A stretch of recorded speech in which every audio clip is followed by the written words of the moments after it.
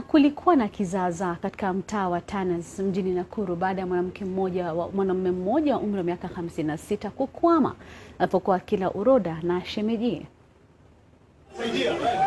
Mtaa wa Tanas mjini Nakuru, umati mkubwa wa watu ambao wamefurika kujionea kiroja. Mume na shemejie wamefunikwa kwa shuka wakipelekwa kwa mganga ili watenganishwe baada ya jembe kukwama topeni.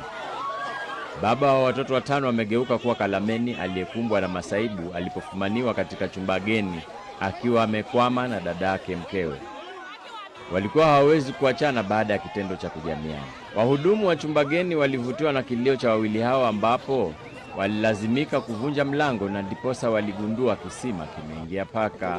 Alifikiria sitamshika. Margaret Nabwire ambaye ni mke wa mwanamume huyo aliwaambia wanahabari kwamba alisema kwamba ni jambo la aibu kuona kwamba mumewe alikosa kujali hatima ya familia yake na badala yake akafika mjini Nakuru kujistarehesha.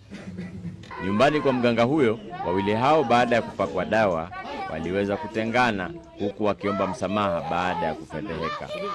Mwanamume huyo ambaye alizuiliwa na maafisa wa polisi anatakiwa kulipa yeye ada kwa mganga kwa huduma ya kumtenganisha na mchumba wake wa muda ambaye ni shemeji.